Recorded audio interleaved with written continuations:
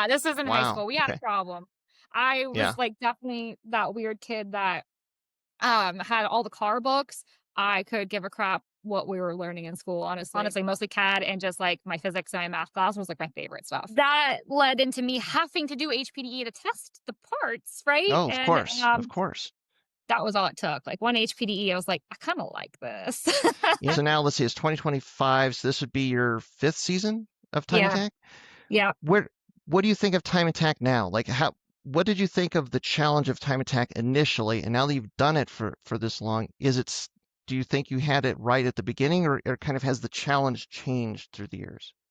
So time attack has evolved so much because like when I first started doing this, my car, like my power levels haven't really changed. And where I was at, I was doing real well. Like I was Hmm. top five really consistently, right? Hmm. And I was like, oh, this is great. This is awesome. And now as the cars have gotten insane and like the drivers are getting like super good too, it is getting very, very hard to be competitive in this series anymore.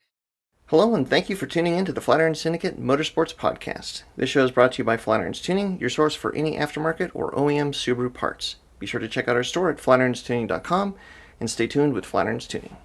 All right, well, welcome back to the Flatirons Syndicate Podcast, everybody. We are here today again with another special guest. We have Devin Hofmann from Devine Force Racing. And Devin, this has been a little bit of it's been a little while in the works, but I'm glad we finally found the time and made this happen. Yeah, Um, me too. to folks that don't know, Devin, you've been racing in Time Attack for a good handful of years now. You've been running your Subaru. It's an STI? Yes, yes, it Yes, is. The real for STI. for a long time. Sometimes one of the only STIs out there or Subarus out there, and now there's more and more of them showing up.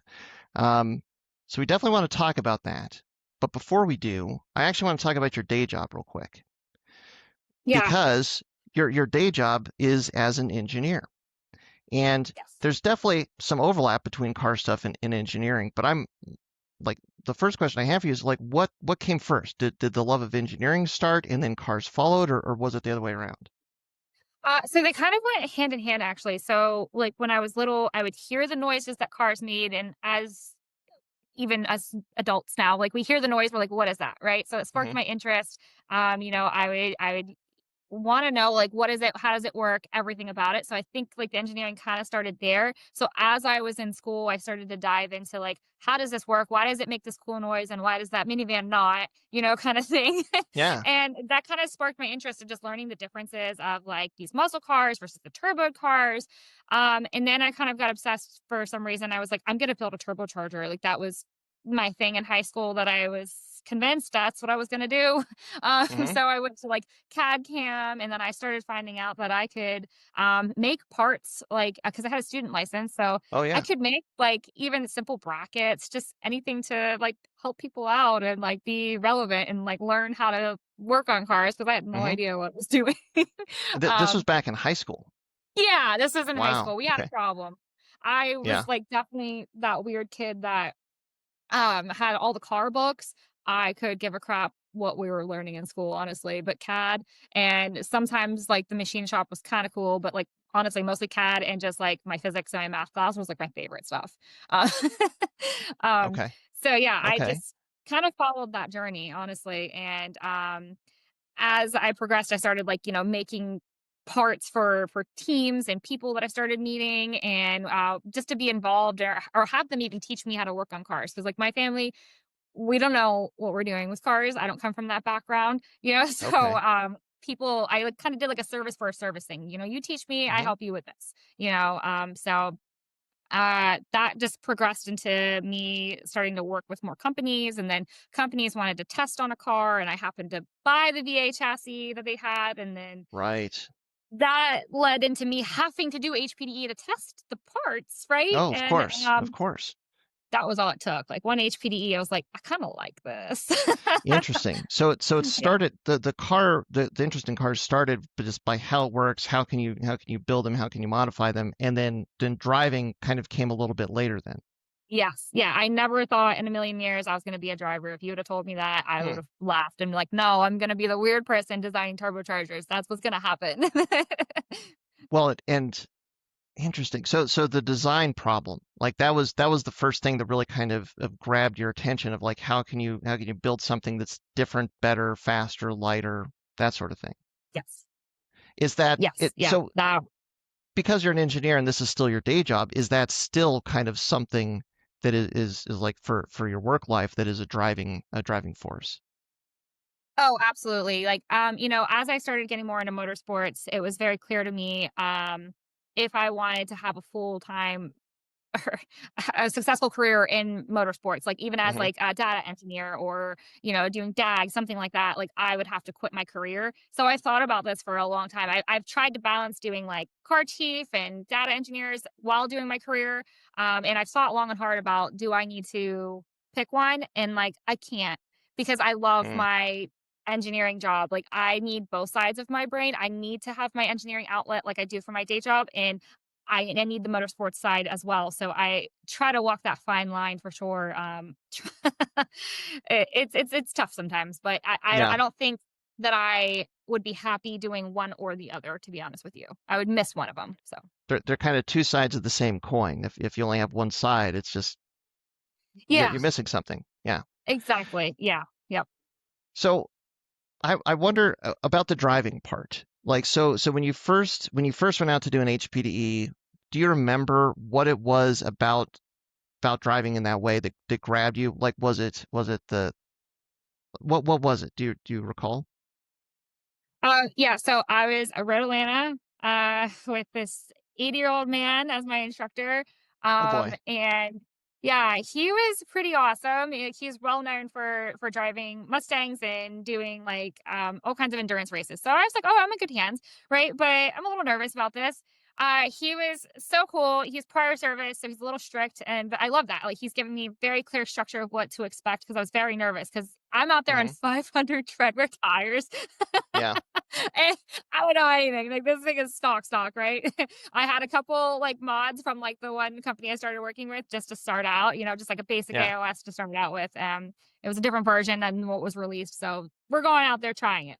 Yeah. Um and I remember being terrified of Road Atlanta because, that blind crest as you approach like 11 into 12, I was so terrified and it starts raining, right? It starts Oh. raining and I follow the car in front of me and I remember him like grabbing me, like putting his hand across me. Don't do that. And we were Oh. straddling the grass in the gator as I'm going down. But for some reason, like he was able to coach me enough to where I didn't do any like fast movements and I was able to just be calm through it. And I was like, okay, we survived that. He's like, well, that was the worst that's probably going to happen today. So you made it. And for some reason, after that, I kept doing better and doing really good. And it just clicked to me. I was like, Cool. this is kind of fun. I can do this. I actually can do this. I went through the worst of it, and it Yeah. just felt so like exciting. But Yeah. I found ways that I could feel like I was actually good at it. So I was like, oh, okay. Oh, that's it just awesome. it was so fun. Yeah. Well, and driving at speed, I mean, it can be like some people like you go out to your first track day and it just like I'm hooked, like hook, line, Yes. sinker. Like I need to do this as much as possible. For some people, it can be really overwhelming because it's like the speed that things come up, what you have to kind of pay attention to. It can feel like a lot. And so it sounds like you were hooked immediately. Oh man, yeah. I was like, why do we got to keep going so slow? Why am I? Because Yeah. I'm an HPD one. Like, why do I Right. have to let them Oh pass? I yeah. could pass them right now. Like, I was like, Yeah. nope, we're gonna pass the midterm. I was so like, Yeah. I went through the steps. I calmed down a little bit, because Good. um everybody thinks that we're racing in HPD at first, Right. so but Right. it was yeah, I don't know, it was so exciting and like I had this like basic blow off valve on my car too, so every time I shifted it was like Hmm. I'm doing something here. My Yep. stock VA. Very cool. Well, Yeah. and from that point, and it sounds like at this point you had started working with people. You were developing parts, you were testing parts, and like getting out to the track was kind of a good excuse to test more parts, and testing more parts was a good excuse to get back to the track. How long did that go on before you started to get the idea? I want to compete. I actually want to do this, like, and like see how much faster I can be. I want to improve my skills as a driver as well as improving the car. So I'd say so I started doing development in HPD in 2018. and got my like official like NASA SCCA license in 19. Um, Oh. and then I started trying to dabble in global time attack a little bit. I've been to a couple grid lives like with their HPDE, at Hmm. that point too, and then in Atlanta before they like left us for a minute. And yeah, I just kind of like I think being at like the grid lives and like seeing the global time attacks, I was like, you know what? Like, yeah, let's see what we can do because I'm doing really well and when they have like the HPD4 kind of stuff. And I was like, I'm doing really well. And honestly, I really loved wheel to wheel. I always thought I was going to do that first, but time Mm. attack was just a little bit more affordable and a little bit easier to go into, especially with the platform I had. So I'd Okay. say fully 2020 is when I got some partners that were like, hey, if you want to do this, let's go, let's try it and see what happens. And me being very green, I was very intimidated because I was like, I still don't know what to do with my hands, I feel like, Hmm. but we're gonna see what Yeah. happens. So yeah, 2020 was probably like my like debut where I was like, we're gonna compete. Okay. Awesome. Yeah. Man. So really like maybe 2 years, but really more like a year before you really started Right. to Yeah. want. Yeah. Yeah. Okay. Well, that all Yeah. happened very Yeah. quickly then. It did. It did. Yeah. Yes. Yeah. Yeah. It just Well, lined up, like if you have the support, you have that. I was like, sure. why not? Let's see what happens. Mhm. So I wonder, like, from an engineering standpoint, I mean, when you have a problem, I imagine that like you kind of approach a problem in a certain way. You take it, analyze the problem, see what the possible solutions could be. Is there any kind of similarity between the way you approach a problem from an engineering standpoint as well as then getting behind the wheel and driving and now you have to find time. You have to try and be faster. Do you think there's any kind of correlation there or is that something where you think that it's maybe totally different? I mean, I feel like there's definitely a similarity. Like I still do like the five whys for for everything when it goes wrong, right? Like you keep asking why until you get down to the root cause of what's going on. And I always try to Okay. be as proactive as I can when I'm driving. And it's a little bit harder to be in my engineering world. I like to be as proactive as possible, right? That's what we like to do. Like if we have to be Okay. reactive, that's fine. That's fine. But I did have to switch my adjustment of knowing like with driving it is very hard to be proactive because I don't know what I don't know until I'm Hmm. out there, I don't know what's gonna go on with the car. I don't know what I'm gonna experience on the track. So a lot of it was learning from being reactive and kind of w- go like a lot of it was like failing fast, honestly. Hmm. A lot more than Okay. I would have wanted to. And I had to kind of just like build up all these scenarios so that way I could learn to kind of be a little bit more proactive and feel like I would be better prepared, and I would get very precise with my driving after a while. And that was really great. Maybe not the best for time attack, but it Hmm. was it was really satisfying to see I would keep doing the same lap times like within a tenth, just keep Hmm. going, going, going. And because I just got down, like you brake here, you do this, and turn here. And I just got so like almost robotic with it. And it was really cool. So I feel Hmm. like trying to take a next step a little bit, that was not and very engineer. Um Hmm. that trying to push the limits a little bit got a little my factor of safety was not as Hmm. low as I think it should be sometimes for racing, Okay. Okay. Well, so sometimes you have to push those limits to find out like that the car can actually do more than you think that it can. Like that's yeah. sometimes a discovery that needs to happen. Yeah, I will mention for my when I went back for my bachelor's, my thesis to make it interesting for me was motorsport safety. Oh, This was okay. not the best idea here because I used my Oh, car for a lot of simulation of like what happens when you hit a oh, wall at 80 um, in my oh. car. Because I didn't know Mm-hmm. I was gonna be racing yet. I was like, there's no way. I just love the Subaru. We're gonna use this for like the analysis and mm, yeah, that was like a hurdle to work through because like that wasn't fully caged, and I was like, yeah, sure, the VA has improved A pillars and stuff like that, but like there's So a you're limit you're here. you're kind of like having to then evaluate a worst case scenario, and then like that probably made it very very real because you're looking at it all. You're doing all the numbers. Yikes. Yeah, yeah, it's working through that with it sometimes is still very tough for me, trying to Hmm. like a lot of times, if I've already done it, I feel better, but like trying to push the limits, that's where I get a little nervous. I'm like, we don't know what's gonna happen. Do I want to chance this? I don't know. Do I Hmm. want to stay within my factor of safety? Yeah. Kind of. Yeah. Yeah. Sure. Sure. No, that makes sense. Yeah. There's some. like if you have an accident or you have a significant incident, like there's some people that can come right back from it, and then for some people it's way more of a challenge. Yeah. So yeah, that's it's kind of an interesting thing. Um, with now all that you've done, because you said you kind of wheel to wheel was a little bit of an attraction at the beginning, but then you decided that time attack was going to be an easier path, and that's kind of where you have been to this point, doing time attack. Um, so now let's see, it's 2025, so this would be your fifth season of time Yeah. attack. Yeah. Where what do you think of time attack now? Like what did you think of the challenge of time attack initially, and now that you've done it for this long, do you think you had it right at the beginning, or kind of has the challenge changed through the years?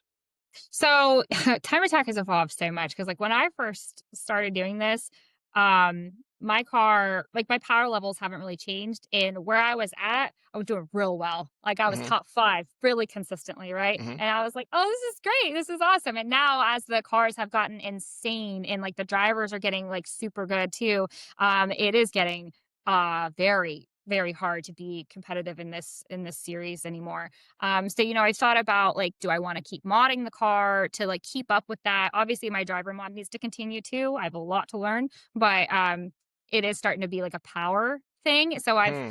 I love time attack, and I always try to beat my times, and that's just because like my car power to weight ratio doesn't make sense with a lot of people that I'm competing with. We have a heavy, slower car, so I Okay. find it a little hard in time attack sometimes to feel like it's rewarding. Like I love driving my car, but I'm just like, man, I'm kind of not playing, like seeing how I'm at as a driver sometimes. So I Hmm. have started to like look into doing wheel to wheel again, and I am building an EG Honda for Oh, cool. GLTC. Oh, Yeah, cool. I'm gonna finally take that wheel. I'm still always gonna do time attack, but I want to see how I actually stack up as a driver, like apples to apples more so than not. Yeah, so it's Okay. Well, I'm and excited. I should have asked this before. Can you lay out the class, the class that you're competing in, and kind of what that rule set is? Because I think, as far as the power to weight, I think once, like, explain the class, and that will maybe make more sense. Yeah, so I'm in Street Mod, and Street Mod is the Wild West. Hmm. You can have a factory car. I don't believe you're allowed to change the engine. It has to be uh, somewhat of an OEM engine, so a Subaru powered Subaru, so to Right. speak. Um, Right. and there's no power restrictions. There's some aero restrictions, like your splitter can't be out 5 inches past. You can't have like the cage through the firewall, and from B pillar forward, it has to be street-ish. So you have Right. to have full interior kind of thing going on. Your radio has to work. Yeah. And so you have to have a passenger seat with that. Okay. So and you're limited on tires. Like I can only do 255s right now. Which is fine for me. But With so a you're with not. a 200 compound as well. Yeah, yeah, 200 treadwear. Yep, Yeah. absolutely. Yeah. So you're not super limited because now they have sequentials in this class, which Hmm. is like, I've always kind of wanted a sequential. That'd be really cool. But I'm out here with my H Yeah. pattern going against, these Supras with the automatic, like the Yeah. shifters that are so precise. It's Yeah. incredible. Like I would love to drive one day. But I'm out here with my grandma. Yeah. Yeah.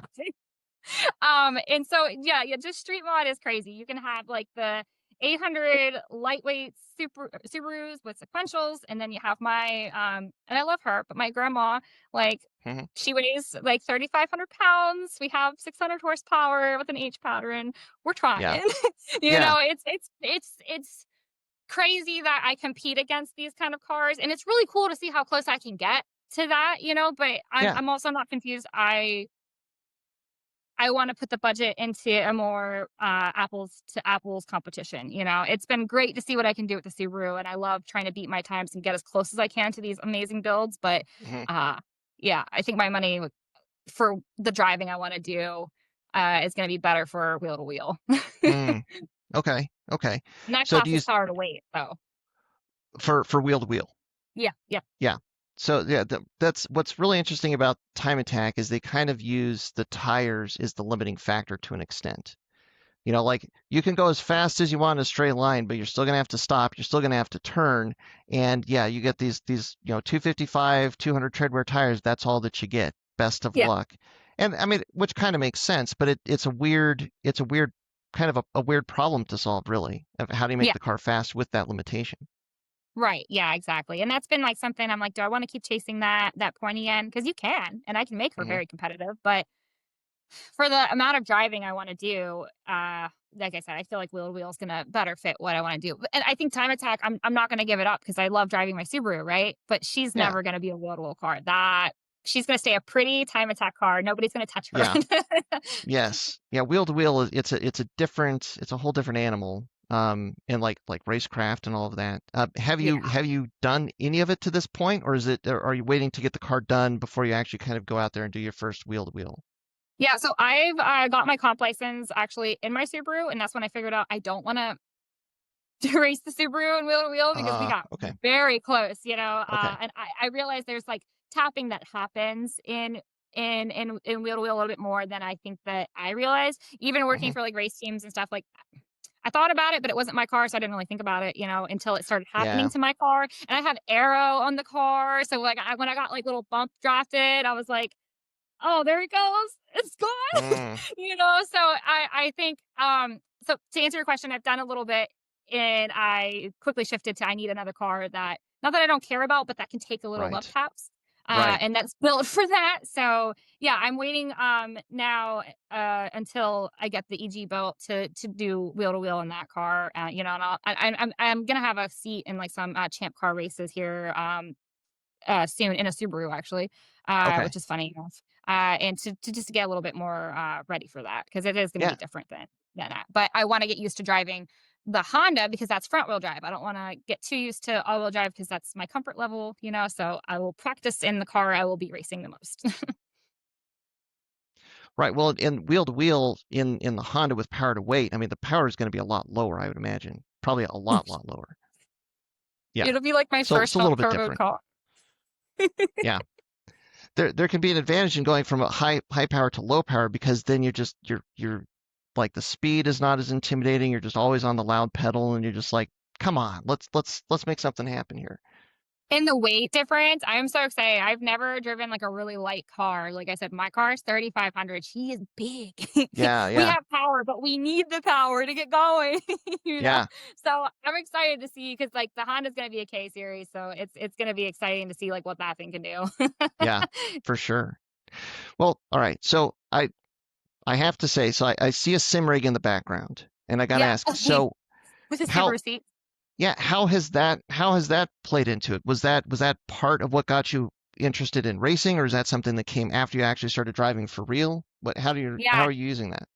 So I've never had a sim rig until now, like as of last year. This time, actually, now is when I've Okay. because I moved in with my now fiance, and Mm-hmm. he has a sim rig. Congratulations. Thank you. I fell in love with like playing with the sim. I hated it at first because the physics didn't make any sense. Because obviously I tried Road Atlanta in my car. I'm like, that's not what Yeah, happens. This isn't yeah. real. Like, and I honestly I was very against it for the first couple months. It didn't make sense to me. It wasn't mathing in my head. I was like, this. Mm, Why would I do this? This makes zero sense. You know. So eventually, I started playing like Gran Turismo 7 and just like getting into like the game, like mm-hmm. just to ease in to have fun, right? So I was Mm-hmm. like, okay, this is kind of fun. And then I fully binged on it. So now I took over the sim, and that's why my passenger seat from the Subaru is there, and Okay. that's mine.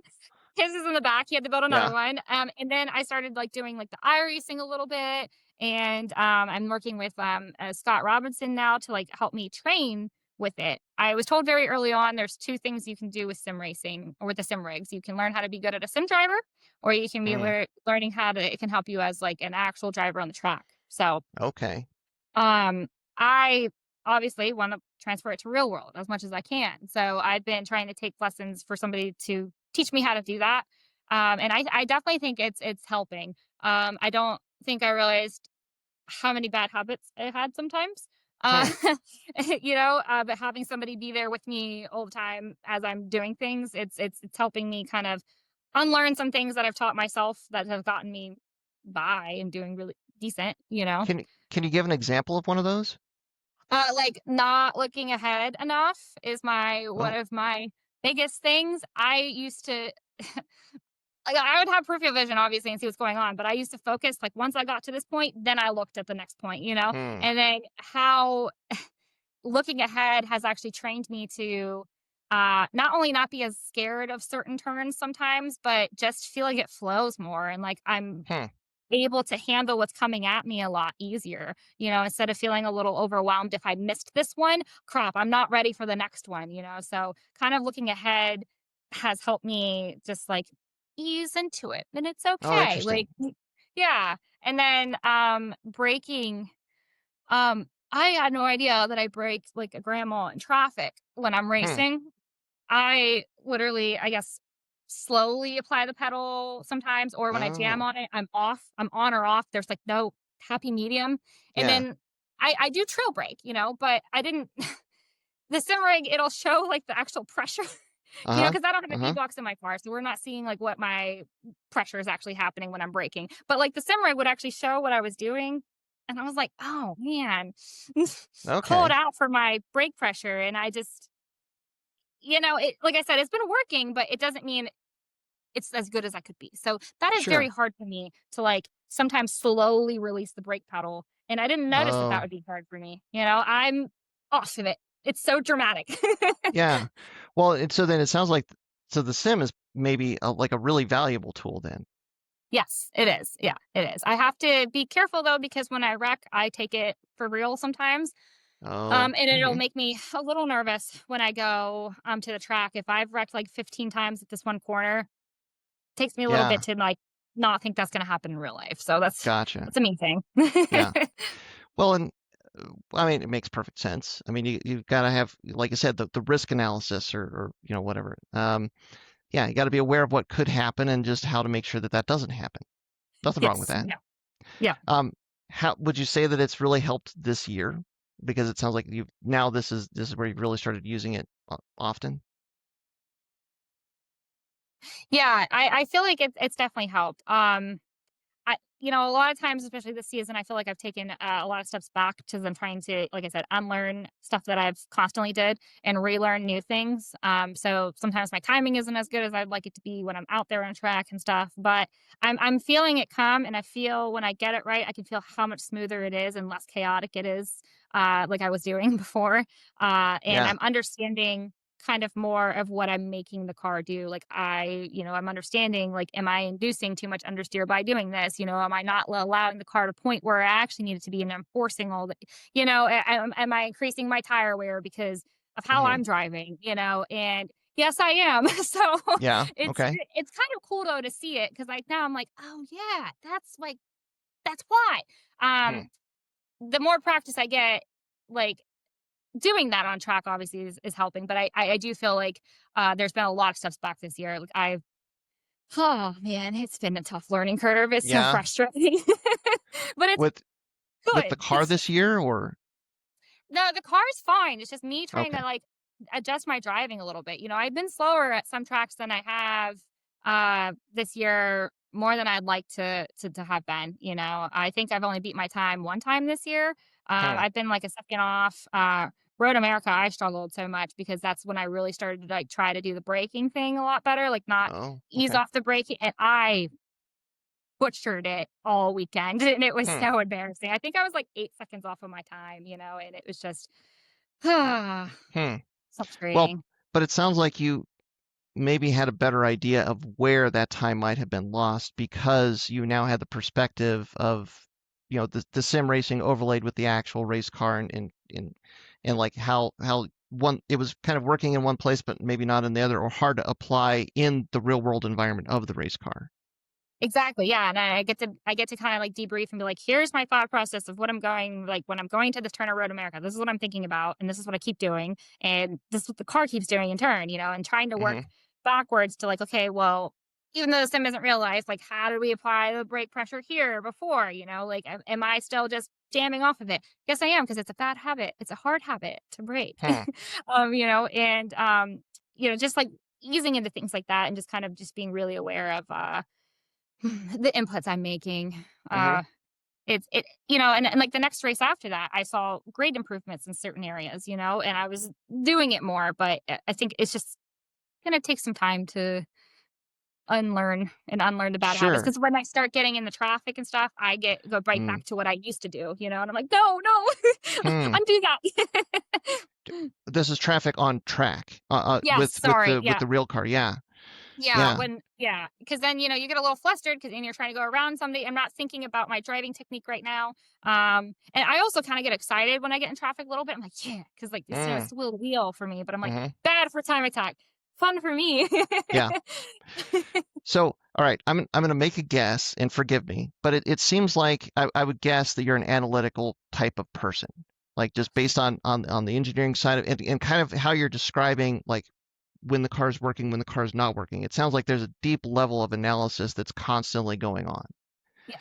Do you is that I think that there's a lot of pluses to that for sure. But have you ever felt that like maybe there's an issue where that prevents you from like getting into the zone or getting into the flow when you're actually driving the car? Yes, yes. I think there are the team and I joke that like usually my first day is my throwaway day because that is what I'm working out. Hmm. I am very unalert. I'm like, what was that noise? And so I start driving Hmm. differently and I'm trying to think about, oh, it was just like the power steering pump, like starting to leak again. Yay. Hmm.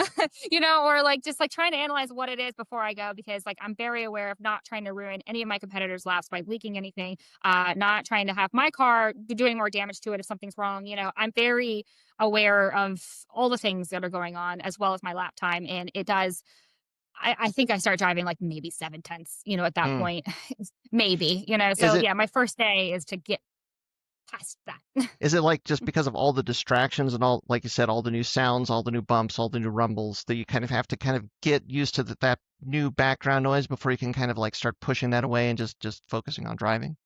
Yeah, yeah. It's like I have to make sure everything's good before I relax because I don't want to miss anything. Even though things are constantly changing as you're pushing the car throughout the weekend, but just to get an overall like base to be like, okay, Mm. this foundation is mostly good. I either have to watch Hmm. out for, one or two things. And if those two things don't come up on the dash, we're fine. Don't worry about the rest of it. We'll fix the rest of it. You just get that base of where I can just kind of relax, then I'm pretty good. And then feel how the car's feeling that day. Like, is it doing anything funny when I'm turning in? Just kind of is the brakes giving me any kind of weird Right. feedback, which has happened a couple times this year, which is scary Hmm. for me because, like I said, that risk assessment is there. Yeah. So, like, if it feels spongy, I'm like, yeah, I don't know. But then Mm. the version of me on Sunday is like, I don't care. I'm gonna just send it. I have to get it out of my Uh-huh. system. Okay. Well, so as you've done this more and more, like, have you found that you're able to kind of work through kind of like the data input side of things to get like more into just like the really high level of focus that you need to? Yeah, I think the biggest thing for me was investing in test days instead of trying to do it Oh all in yeah. comp. Because like Yeah. before I had a lot of support. I just didn't have the ability to get to a test day or afford a test day. And now that I've been able to do that this year, that's helped me a lot. Like obviously I'm learning things like we said about the braking and stuff, but I feel a lot more in tune with like what I'm trying to focus on. What am I trying to improve right now? I'm not as worried about everything else because having that test day and investing in that for myself has helped me feel a lot more comfortable and just kind of get out of engineer mode more so and start Yeah, being a driver. for sure. Yeah, it's one of the things we've realized, especially with race cars that sit, like our Pikes Peak car, it like there's a flurry of action for a couple of months, and then there's like long pauses before you get in there, and they have personalities. They do not like to be ignored. They will be fussy, like all of it, and you don't know what the car's mood is going to be until you actually fire it up and get it on track sometimes. And yeah, being able Yeah. to do some testing to kind of like work out the bugs, get familiar with the car again, and then like surely thereafter then go and actually race. That can make a huge difference. Yeah. Yeah. That's been a huge confidence booster. And yeah, my car is super funny that she likes to be like working perfectly fine. Then we go load her up on the trailer. And she's like, no, Yeah, actually, we have a leak here now. that Oh, is a okay. race car thing. Yeah, Yeah. man. Um, Yeah.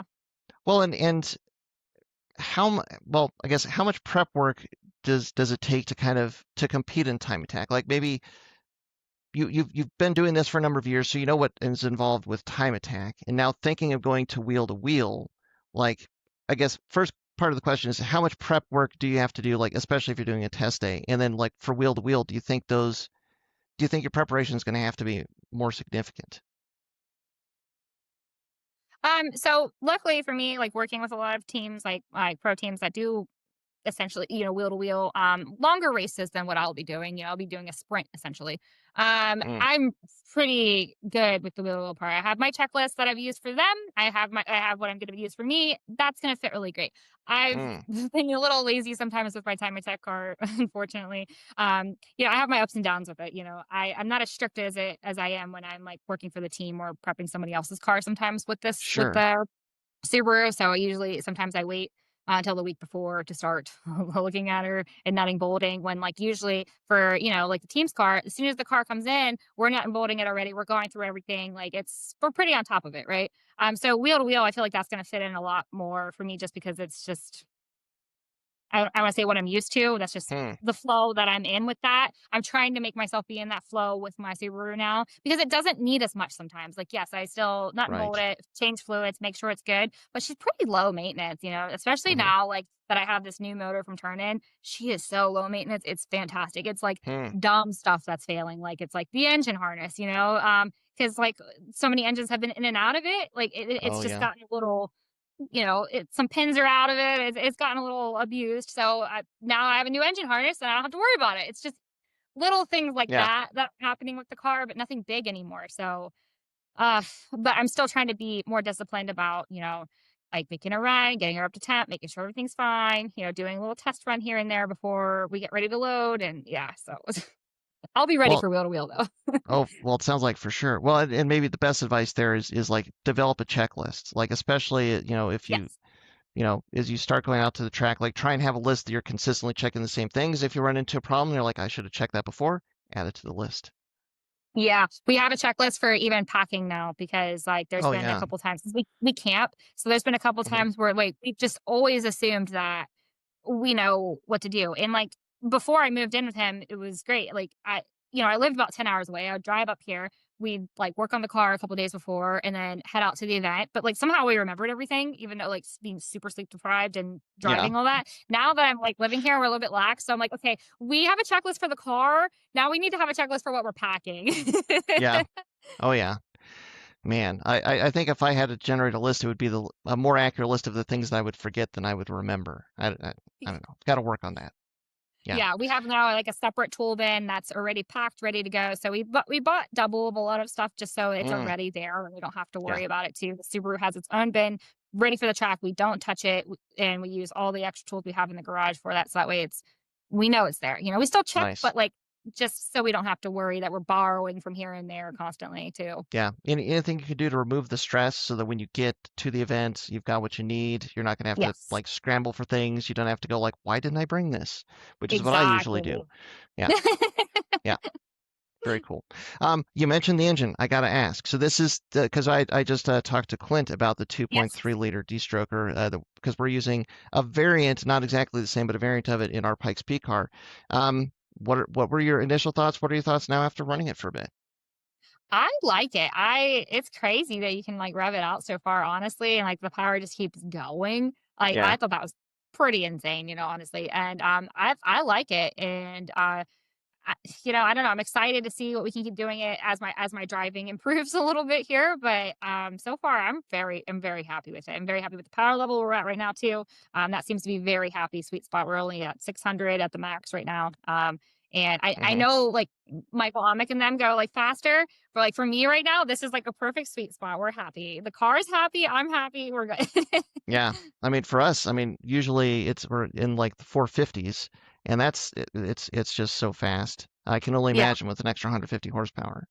Yeah. Yeah. It's crazy. One of the wildest things that our driver had to adapt to was the difference in power band because like you don't get the initial push like you do with the 2.5, but like I said, it just feels like there's just power everywhere, and like you keep revving the engine, and the car just keeps wanting to go.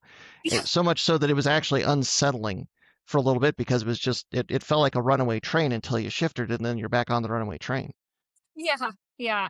Well, and this year I'm not tuned boost by gear this year too. So like trying to kind of adjust to that. Like, okay, what gear am I in now for Right. these tracks again in a little bit? Yeah. Yeah. But yeah, like that it's yeah, it's awesome. So far it's been super good to us. We've done about 4 races with it, and it's pretty good. I'm excited to see how it holds up for the rest of the next year. How important is power band to you now? Because you drive a Subaru and you kind of get used to the Subaru and the four cylinder and the turbo and the lag and waiting and then you go and you kind of get used to all that and now like it almost the 2.3 it almost doesn't feel like a Subaru engine as much because it doesn't fit that kind of mold that you have in your head of being used to a Subaru. Yeah. Yeah. I don't know. I think it's good where it's at right now. I don't want to get any more of the power out of this thing right now until I can catch up to it because it is a little bit of an adjustment, to know like, oh wow, I can actually go a lot faster than I think I could have prior, and it just like I don't run out of gear Mm-hmm. necessarily, Yeah. like there's some straights like, I haven't taken this to Coda obviously, but there's some straights at Coda where I'm like, all right, Yeah. we're pretty much like maxed out here. Cool. Yeah. And I don't feel like that would be a problem here. Even at Road America, like I said, I know I was going slower, but like I, it just kept going. It just felt so Mm-hmm. good on the first street. I was like, okay, this Yeah. is we have a lot of power here, and it just wants to go. There's like minimal lag on that. I'm excited. Yeah. Yeah, for sure. I mean, it's yeah, it's different, but like it has some benefits, and once you get used to those benefits, I think it's going to be hard to. I don't think we'd ever consider going back. Yeah, exactly. I think most people once they do the D stroke, they're like, I like Yeah, this. yeah. It's not for everybody, not for every application, but like for higher revving, like longer straights, or if you want to be able to stay in gear more, wow, game changer. And I will tell you, if you ever get a sequential, it's a whole nother level. Yeah, Ugh, with one with with day the it looks revs, with so the fun. revs. Yeah, yeah, it's pretty wild. All right, so I want to ask you, like, change a little bit here, but on your, I think it's on your Instagram channel and on YouTube as well. You do something called "Explain It to Me Like I'm 12." Is that right? Yes, I Yes. do. Yeah. I which I really dig because obviously I kind of like to get a little bit into the weeds every now and again. Um, what was your motivation behind starting that? Like, and how is it going? So yeah, I've kind of been contemplating doing this for a couple years now. So I volunteer for an organization called Next Engineers. So it is once a year where we teach kids from ninth and 10th grade usually. And you can do the basic STEM projects, right? But like I love obviously being biased and trying to get them to be like into motorsports, right? So I asked them a couple years ago, like, hey, what if I partnered with some partners and they gave me like cut up blow valve and I could explain like how this relates to their physics or their math class, Mm, and like and just like do a lesson with that and show them like a hands-on optical because like it's cut open so you can see how the valves and everything's working together, right? And how the spring is doing. Like you can see everything and I can explain if they're interested in this and the sounds that the blow off valve makes, we should pay attention to these classes as we mm, move forward in school, right? So I've already been doing that now for a couple years, and it's been a lot of fun. And I once I kind of started to kind of like post about it because I was weird about posting about it at first because it involves kids, and I don't want to sure. post like kids and it just, I don't know. I'm very much in the moment sometimes when I'm doing a lot of things in my life. So Yeah. as I started posting about it, people were interested in it. And they're like, oh my God, like I wish I had that when I was in school. And, because like I need people to explain it to me like I'm 12 years old. And like, so I kept thinking about it and I was like, yeah, because the reason I do it is because when I was in school, if I didn't make sense to me that this equation related to cars, I didn't care like at Mm, all. I cared enough to like learn it, but there are some things that when I went to college and I was like, and I saw what it involved with cars, I was like, oh man, I wish I would have paid yeah. attention a little bit more to that. So I do try to obviously biasly show them that like this is what you need to actually pay attention to. This is why we care why Sally has so many apples, kind of, in Yeah. in this equation, and Yeah. so just did it as like a test run with like the sneakers. Like that's one of the kids' favorite things. Like when I explain like, Hooke's law with like the sneakers and the coilovers.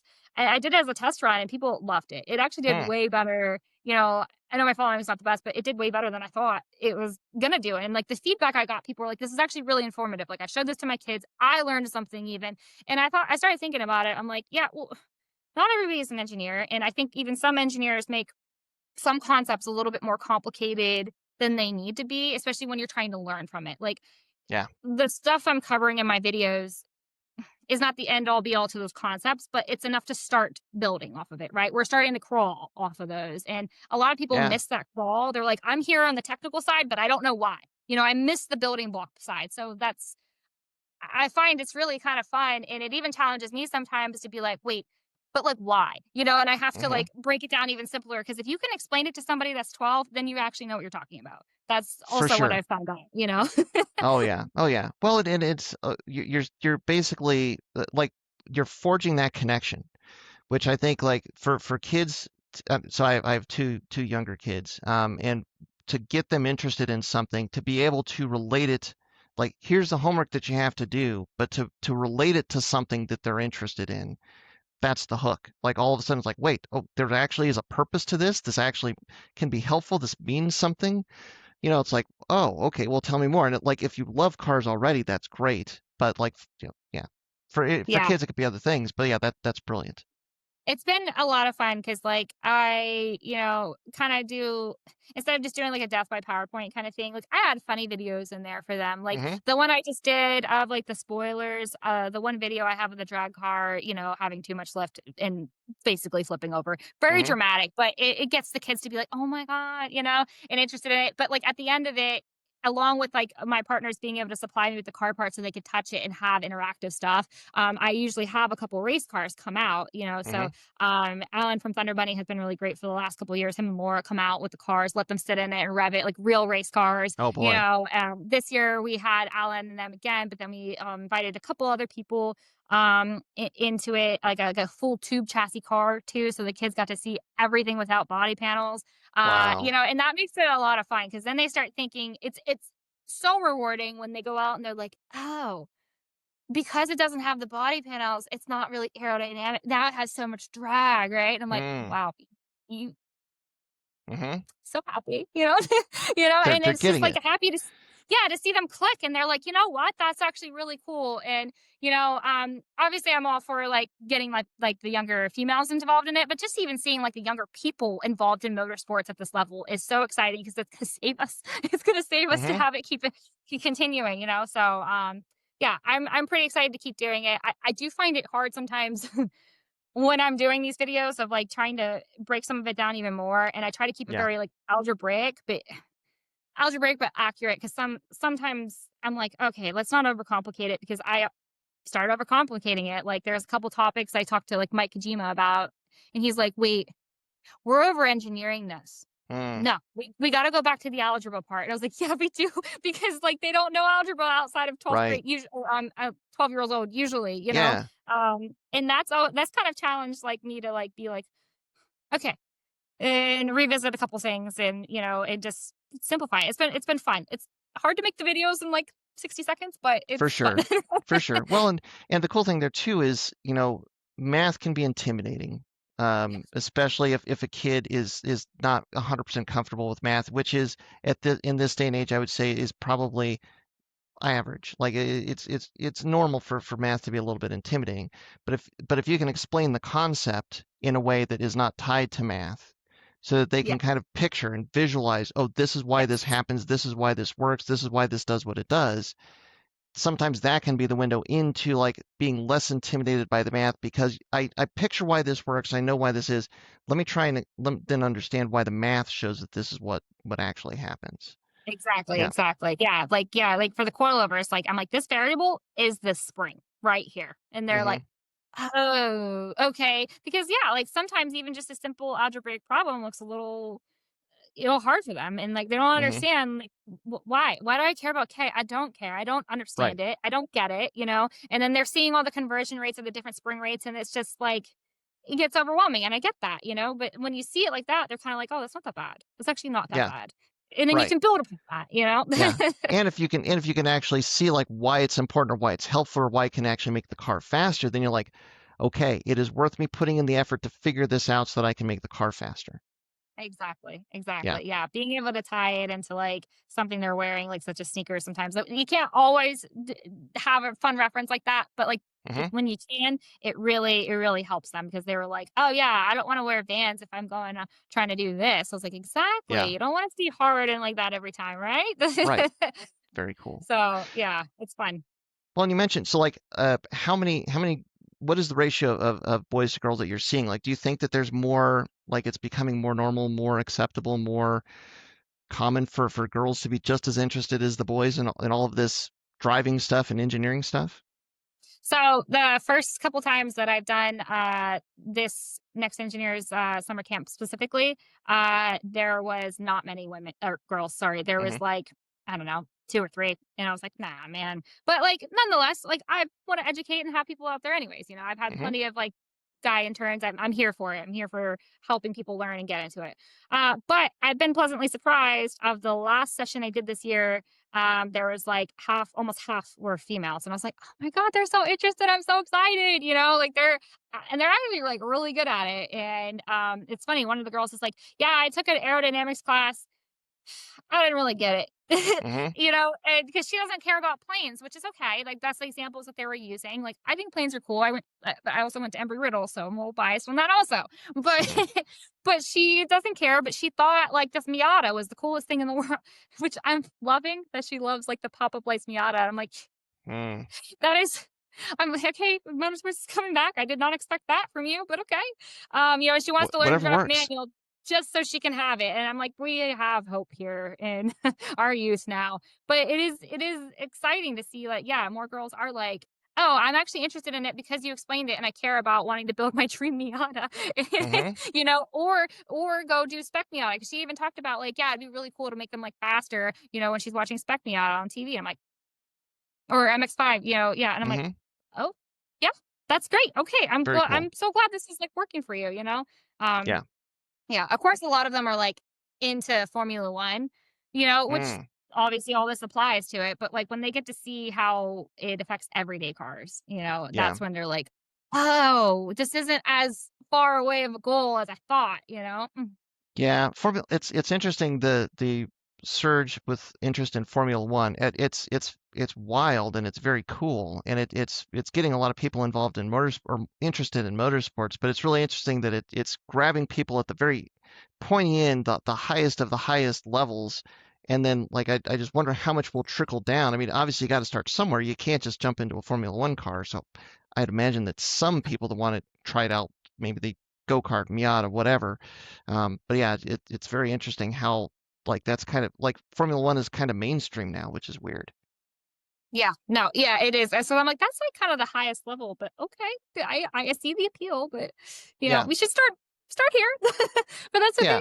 yeah. Yeah, I find that fun, and then so like in the next coming years, I'll be working with an organization called CSR, and they already have a bunch of colleges invested into a program that's accredited, where people like myself will start teaching them like a couple classes here and there about like motorsports, and pick a topic and like help them excel their career in motorsports. And I think it's cool they're going to pick a bunch of people from different backgrounds to help do that. And they are actually working with the CEO of Mazda right now to have some Miatas for these college classes for Oh kids to be wow. able to like build up and like learn how to build their cars, and kind of just get back to the roots of, yeah, it's like formula, like what is it, SAE is Yeah, like super cool. But like some of this actually like is gearing back towards like, I don't want to say real race cars because it's not like they're not real, but like cars that we can all actually get into. And they're trying to sponsor kids to actually go racing, like what we do, and find out that you don't have to try to shoot for Formula One or Formula cars if you right, don't right. want to, because that is a little bit more expensive. Here's a more entry level of where you can get involved in this. Yeah. And so I'm So really and excited to start being a part of that. well, so that, yeah, you'll have to send me a link so I can include that in the description. And then the Yeah. summer camp that you've done, which what age students is that set open to or set for? So it's about ninth and 10th grade is where Okay. they do it because it's right as they're starting to think about what they want to go to college for, right? Mm-hmm. Like the other next engineers stuff that I've done, they've done a little bit younger. But I think ninth and 10th grade has been like what we've done the summer camps for mostly, Sure. just because this is where they're able to kind of retain stuff. They're kind of having an idea. They're still impressionable and have a chance to start paying attention to different things Right. before they commit to going to college and not knowing what they want to do, right? Or wishing they Right. would have paid attention more. So we're getting them at an age right now where they're like uh able to start choosing for their career in time. Yeah. Okay. Well, so as we're winding down here, what's interesting here is you've kind of you're working on three different fronts. You've got you've got your day job. You've got kind of where you're working with kids and kind of instructing them that's maybe kind of related to both. And then you've also got the driving side of things. Like 5 years out in the future, like pie in the sky, like where where do you kind of want to see things move for you in the next 5 years or so? Oh, yeah, that's a conversation Chris keeps asking me too, because he's like, "You're doing too much." Because like I have hobbies outside of racing that I Oh my really gosh. love. I Yeah. love jujitsu. It's so Mm, much, and then obviously the content on top of all this. And he's like, mm, "You can't be good at everything. You gotta pick something." And I'm like, "No, I'm gonna keep going like this." So honestly, I'm very stubborn enough that I want to keep going in the trajectory that I'm going. mm-hmm, I will have to pick a balance of how much I'm gonna race the Subaru and the Honda. I would love to race both at the same time at the events, show up for time attack and get in GLTC. But uh-huh, I'm also trying to be a little bit more realistic. That might um, not work out best for me. mm-hmm, mm-hmm, So I do want to find a good balance where I can race both throughout the season, maybe not at the same time. I don't see myself stopping racing, and I don't see myself stopping like educating people. The content stuff might slow down a little bit because that gets hard. That's the hardest part of like oh yeah, editing, doing the consistency of that. yeah. But if it's helping educate people and it stays fun, I see that continuing as well in the next couple of years too. Well, hopefully you're able to kind of do the things you want to do, and then the things that you want to do less get smaller, and the things that you want to do more get bigger, and then that just kind of keeps propelling you forward. Yeah, yeah, and I'm very fortunate that my job is super flexible. So, they support the racing also, and obviously the educational stuff that I'm doing, it's in line with my work. Mm-hmm, That's mm-hmm, how I found out about the organization, even though I do my own thing with it. mm-hmm. So they love to see the different spin on it because even though I'm pushing them into motorsports, there is a good Oh bit yeah, of them that want to also come to GE because it is big turbines. Big sure, turbos, big ones, yeah. and there's a mechanical part of that too that the kids can fall into and then can also kinda do the same thing that I'm doing is like, yeah, I have my day job that I love and I'm doing this kind of engineering, but now I can go do race car stuff because I understand, like, the concepts of all these things. Yeah, I mean so such a key piece of it is like understanding those concepts. It can apply to so many different things, and Yeah, yeah, I think you can do the thing that maybe is less fun, but it's still cool and it pays the bills that lets you do the thing that is very fun that that is just because you want to do it. exactly, exactly, Yes. yep. Okay. So the last question I have for you is if one of these girls in your classes came up to like ninth or 10th grade and said that they want to kind of follow motorsports and driving and all that sort of thing, are there any kind of like a pointers or piece of advice that you would give them? Yeah, so what I tell all of them is to go to the track. Go to the track.